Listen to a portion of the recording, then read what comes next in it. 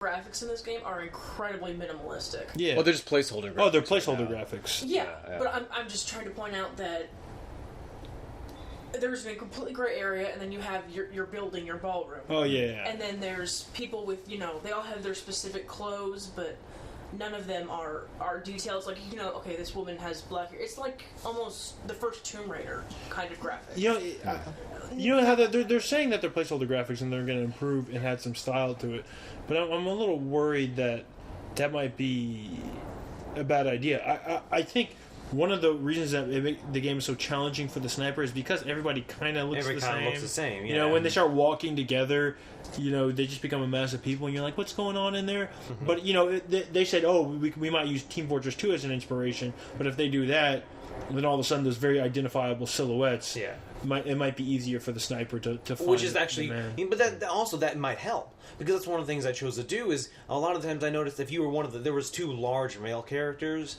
and if you were one of them and you switched to statue, it was hard to see it unless you were at a good angle, because sometimes like the little girls, they would pick up a statue, but they'd kind of pull it off to the side and then kind of pull it down to their other side, and so it was easy to tell if you were behind them. But if you were like one of the larger males, and not even like not fat ones, like the tall ones, because they would hold it straight up, and it almost be so. If you could tell that the sniper was right behind you, and you also run the risk that they notice that the swap has been made. If they see, hey, that statue wasn't like that earlier, they can take you out. But if you don't think they've seen it, you can still do that and get away with it. I noticed one of the women, her tell for putting the microfilm in her pocket was very, very subtle, and you had to be like looking at that. You're side trying of the to game this damn thing, man. What?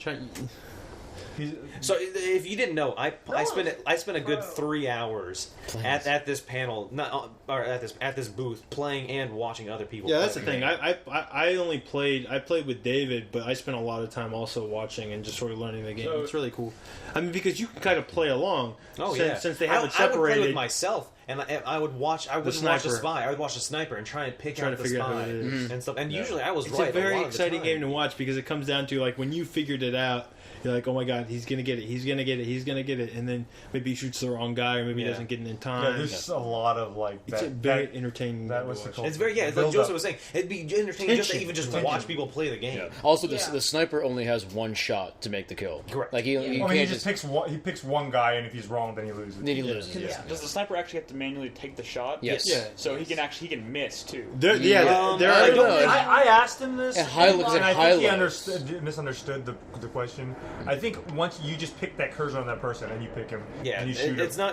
not you're not pulling a trigger. You're have pointing to aim and you're them. choosing a person to shoot. You do have to aim it.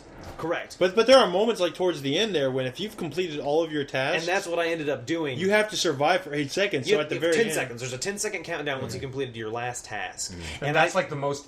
Nerve. And then what you gotta do is you gotta try to move into a group of people, so if the sniper knows it's you, he can't get you in his sight. Because you still have to aim. And that's what I did one time during the competition, or the tournament, was I had one task left, and I really, because at this point it was a score-based, and I wanted to get all 4 of my points. Right. And so I knew he saw me take the book and move it to the other shelf. And his reticle, or his laser sight was coming at me. And so I just kind of booked it. And it's kind of hard to run in this game. It's more of a very slow walk. But I was running behind people, past people, and trying to dodge. And I ended up, escaping. Yeah. Won that game. One of the biggest tells in this game is moving unnaturally. Because all the AI, they're sort of programmed to move a certain way. They flow very, they float across. Well, what he was saying was they will have a little bit of a, start walking one direction and then slightly change. I'm saying specifically, who is it that said that? If Carlos played this game and he starts spinning circles in the middle of the room, you're going to immediately know. It's the shuffling. It's the shuffling. Yeah, but when you sort of start and go. And reposition yourself. Really weirdly, yeah. Or the worst is when you start to do something, this game is there's so much tension in this game. You get really nervous. You're like, oh my god, I just have one more task. You start fucking up. All of a sudden, I'm going to pick up this book. Oh, there's already another guy picking up this book.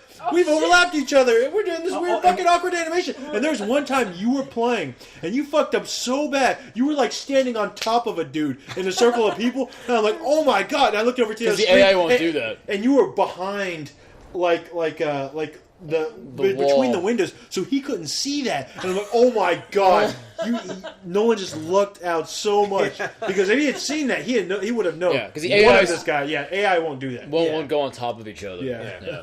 So it was funny because I was like, oh shit, Nolan's dead. And I looked over, he's like, oh, not even see it. Yeah, and that's the thing is you don't realize.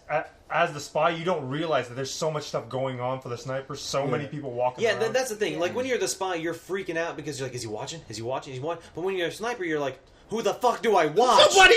Oh, this person made me. Oh god, this person's fine. You're watching 13 people do 13 different things. Yeah. At the same time. Right now, there's actually only 8 people you need to watch. Oh, right. Because you can take out the butler, the security guard, the 2 suspects, and the ambassador. But you still have to watch the double agents. You have to watch the ambassador. You have to watch what's going on around them, but you don't have to watch them. And so that's what I usually try and do is eliminate them so they don't even distract my attention. Because I notice at the beginning sometimes I'll be like, oh wait, who's at that bookshelf? I'm like, oh, it's the ambassador. It's clearly not the spy. I wonder if there's going to be people who just take a shot right away. Probably. That's what happened with Nolan and Joseph first game, right? Well, I thought he... Yeah, Joseph... I thought there was a I think you were right He thought there was a glitch. And there actually isn't. What it is when a... whatever character walks up to a bookshelf, it depends on where they stop. There's a box, a literal box. You can see it in front of the shelf, and if you're in that box, you can get a book. Right. Depending on how far into that box you are, you will actually go into the bookshelf. Right. And I thought that when I was watching it, I thought only... The computers don't go into it. They will sometimes. See, that's what I thought. I thought only players could get too close where they go inside the box and go inside the bookcase. I think for today, that was a safe bet. Yeah, just most, because a lot of people I would say at least 80% of the time, AI won't do it. Yeah, but sometimes it will. Yeah, and so you just have to be very careful, and that's like you're saying about being, janky, is if you're walking towards your destination and you think you're there, so you stop, but you're not there, you have to take that extra step, which will give you away. So you need to make sure you get right into the box, and as soon as the option comes up to do a task, stop and do the task. And you know, it's cool too, because one of the things is you have to remember is like, as a spy, you're walking, and then all of a sudden you see that laser light come on you, and your natural reaction is to just like freeze. and that's like the biggest tell, is because all of a sudden you freeze, and you're like, wait a minute, why you all of a sudden freeze? There you go. And another trick that I found when I was the sniper is if I suspected somebody, I wouldn't look at them at all, because then they're gonna... I would almost position myself to look at the opposite side of the room. Now, I could still, out of the corner of my at the screen, I could see what they're doing, but they might think my focus was on somebody else. And so that was a big advantage for me, is when I suspected one guy, I was like, I think he might be up to something, and I saw him do something suspicious, so I didn't look at him, and then I was like, I think he just did what I thought he did. You give him the double bait, and you let him, like... Exactly, so he thinks he's safe, he's like, he's looking at this guy, I was literally, my cursor was on somebody, and I was following them who I did not suspect, and then he went up, and he kept checking his watch at the window a couple times, and I was like, fuck, took the shot, and I got it.